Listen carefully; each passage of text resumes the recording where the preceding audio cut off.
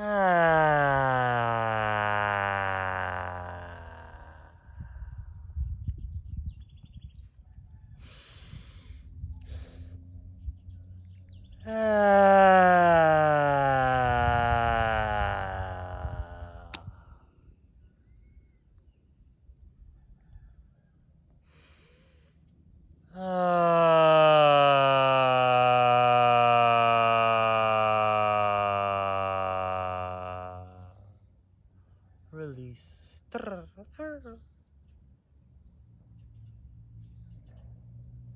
Good morning, good afternoon, good evening.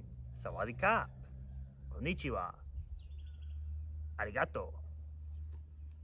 Hola. Bienvenidos. Today is January the 5th. We're doing it. Got exciting stuff today to go over. Thank you for all of you who have been following along.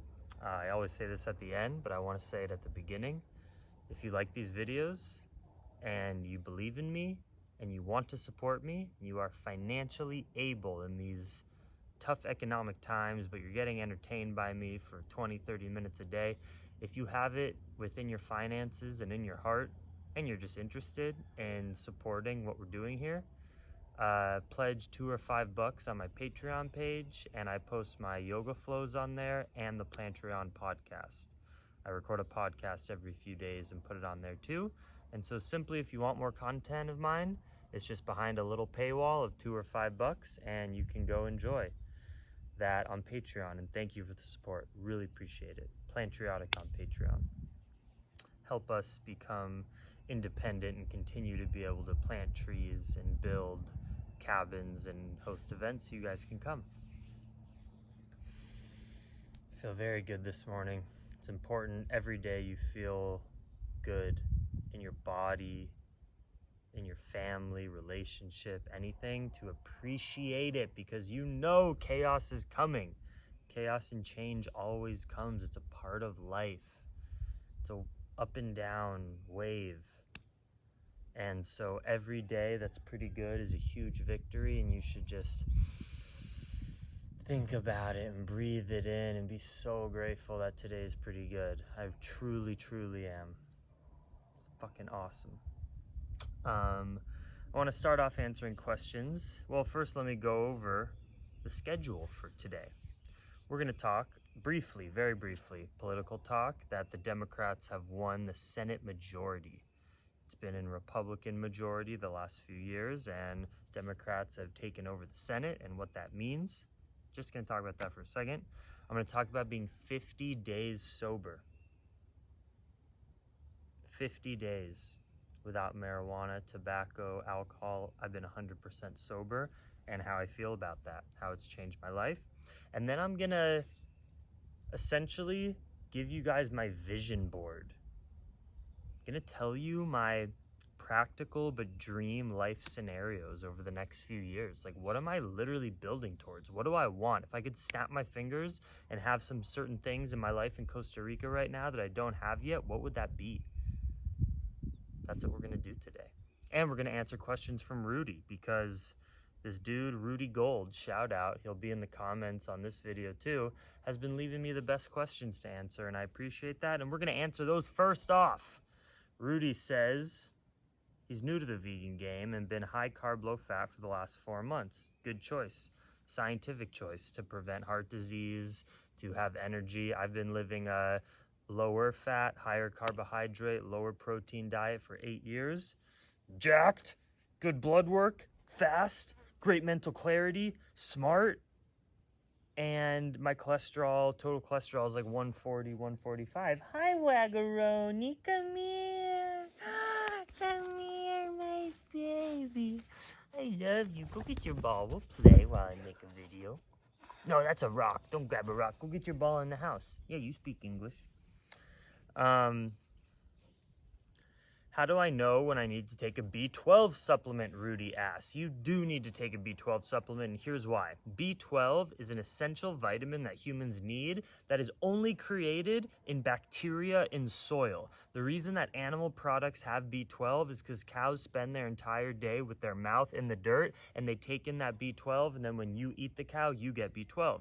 If you're eating factory farm or conventional animal products, the farmer gives them B12 supplements, because if you're in a CAFO, a big cattle operation, and the cow is not grazing outside, it's not getting its B12 either. So B12 is not created in meat. It's just that animals eat from the soil directly, get in that B12. So in theory, if you, like me, are living out in nature, your hands are in the soil all day, I probably get sufficient B12 from the dirt that's on my carrots and literally interacting with soil all day and biting my fingers and all of that. But most of us live in a hyper sanitary world with hyper washed vegetables and greens at the store, which is why you need to take a B12 supplement, because you're not getting that bacteria in organic, natural living soil if you're not growing your own food and if you're not eating animal products. So, you should take a B12 supplement, and the way you figure it out is get blood work done, and it will tell you if you're low in B12 or not. What is your diet looking like these days? Are you still eating peanut butter and jelly sandwiches? So you are probably watching my videos right now, Rudy, which I really appreciate, from September, October, and November of 2017, when I was cycling from Anchorage, Alaska to Los Angeles, and then I continued down into Central America, and that is why I'm here right now in Costa Rica. But during that time, from Anchorage to LA, I was eating tons of peanut butter and jelly sandwiches because that was the best option available in those northern hemispheric lands where there's no fresh food just on the side of the road. It was so remote.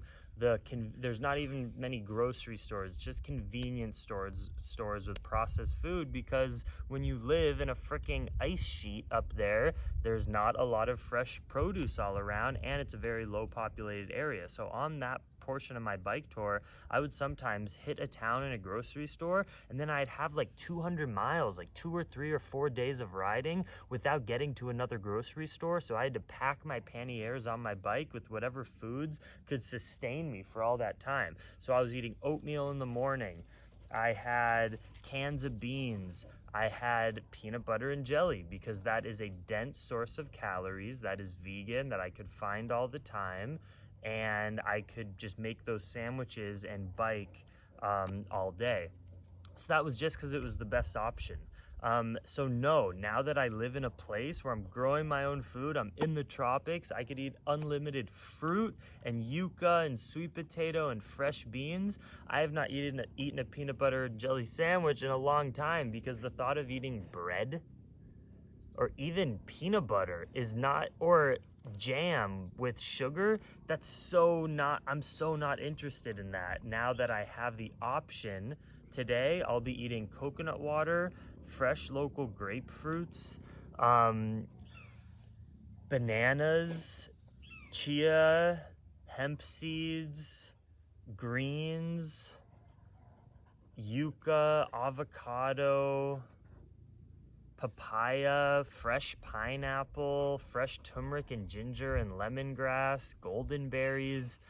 Processed peanut butter and jelly and bread will not fit into my diet when I have access to eat fresh, high water content fruits and veggies and beans and roots. So no more PB&Js, because I literally don't have time for that when I'm eating the best foods ever here.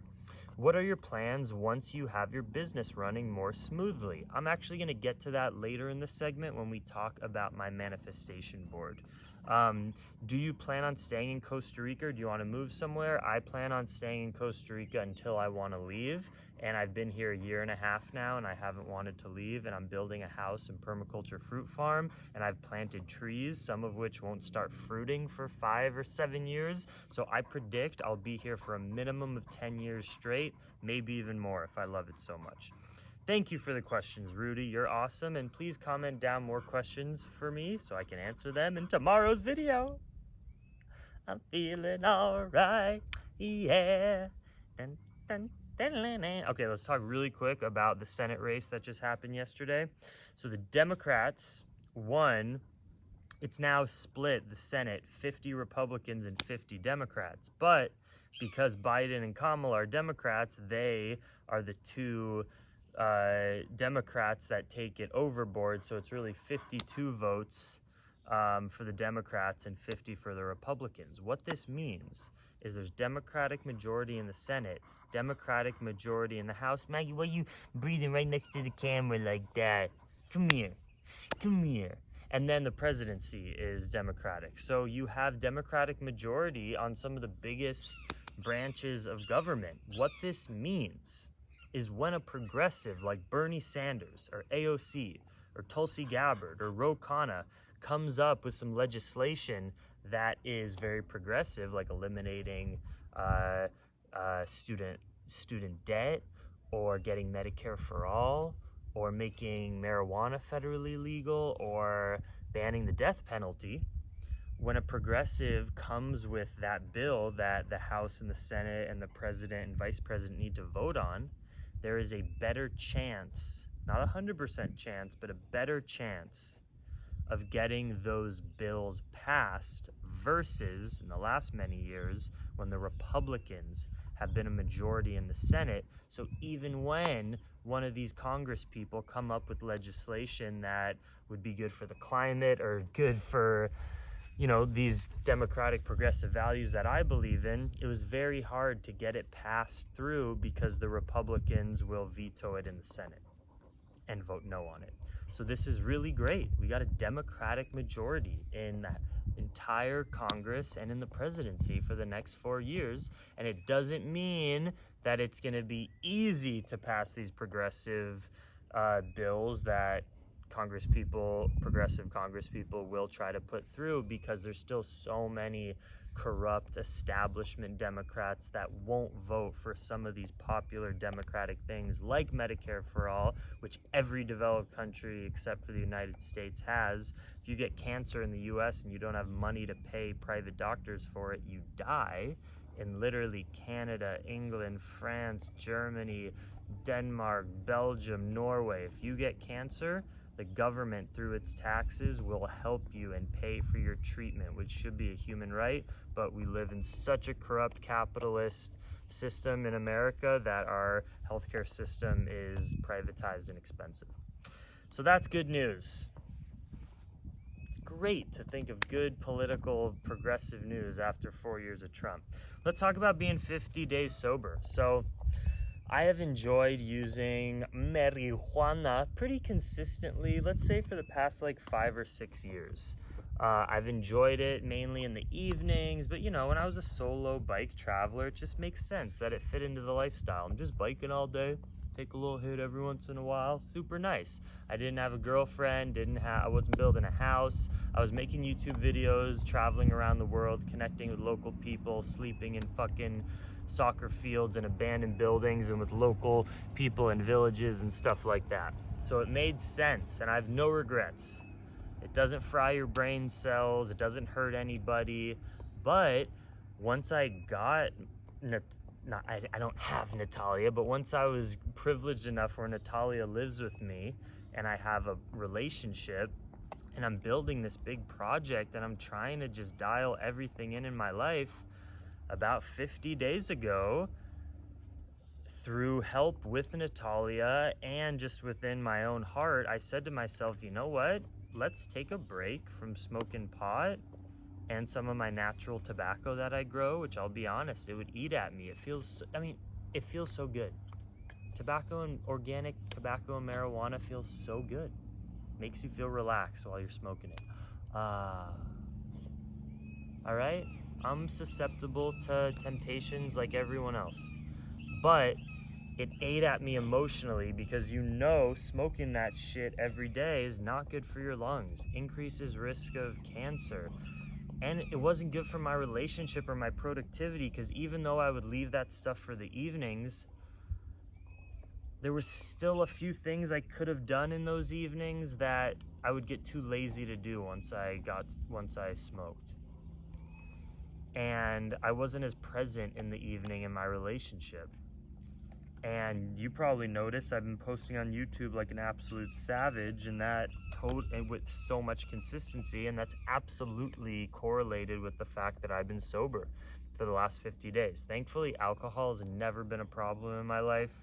I probably smoke a beer a month.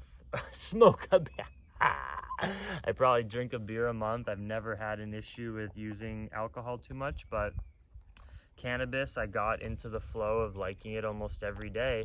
And so I just said, you know what, I'm going to take a break and see if I have some positive changes. And I became happier, more confident. My relationship was better and more authentic. My productivity has gone through the roof. My sleep is even better. I thought I was smoking in order to sleep better, but it turns out I get better sleep without it. So I have now reached 50 days, 100% sobriety, no substances except for my coffee, and I love my coffee. I have zero reasons right now to see how it affects me negatively. And if anything, it increases my productivity and happiness, and according to Dr. Greger, up to 300 milligrams a day or less is totally healthy, and I probably intake 200 milligrams of caffeine a day. So that's all good. So I've been substance free for 50 days, and honestly, I'm an extremist. And I definitely struggle with some addictive behavior. So I still feel like I need to stay 100% sober. Like, I've been in situations in the last 50 days where I'm with some people, it's a special event. Okay, maybe I should have a beer. Maybe I should hit the joint that people are smoking. And I've decided not to because I'm an extremist with a sometimes addictive, intense behavior. I need to stay 100% sober. I can't just have it every once in a while, because if I have one exception, I feel like go off the rails and just start doing it consistently or do too much and feel bad. So I am flowing on this sober, high vibe kick, and I have nothing against weed. It's great. I have nothing against drinking a good craft beer, and probably I'll get back to doing that some point in life, but for now I'm not.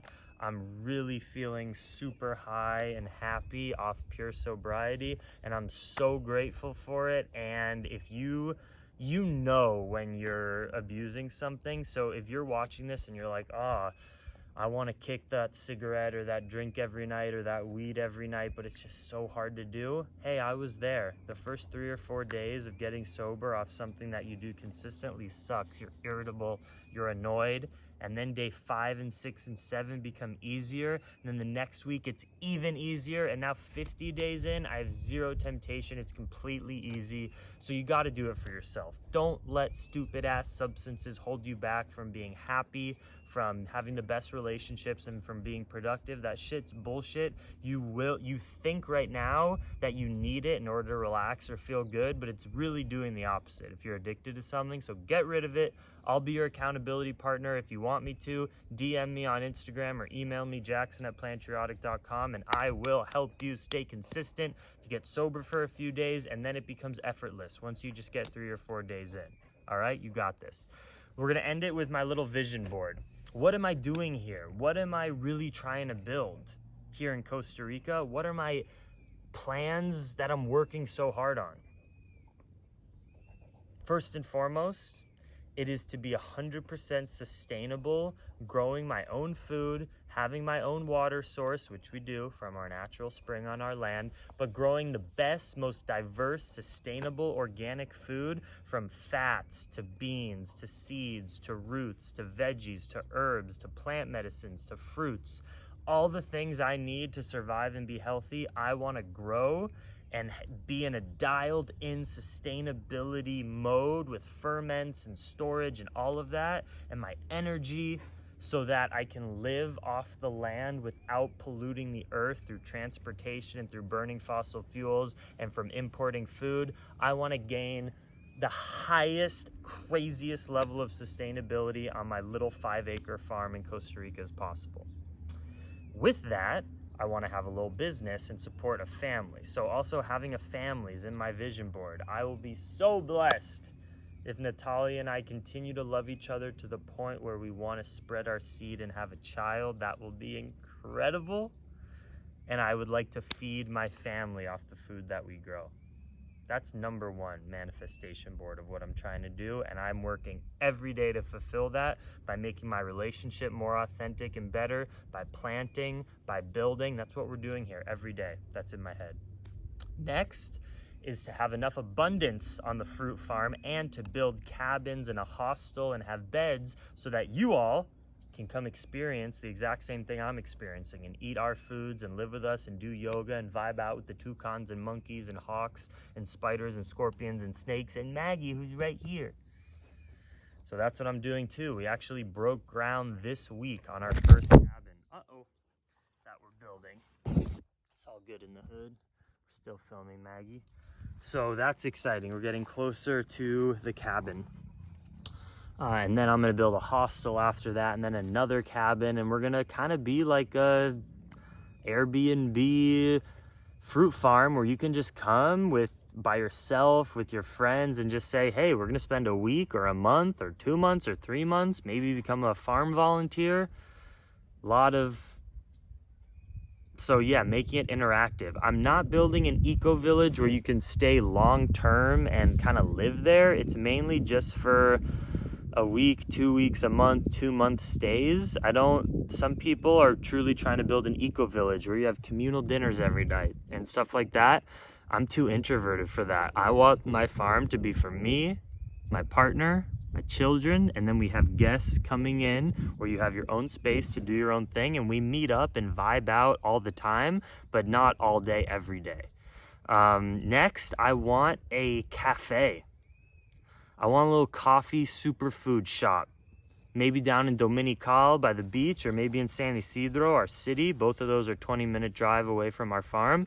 I want you to be able to come in, Costa Rican, local, whatever, a traveler, and buy and get a coffee from the coffee beans that I grow with coconut milk from coconut milk that we make, and get a sandwich or get a wrap or a salad from all the herbs and greens and veggies we produce. So I want to have a little shop where all the inputs, the kombucha, the spring water, the sugar cane in the kombucha, it all comes from my farm.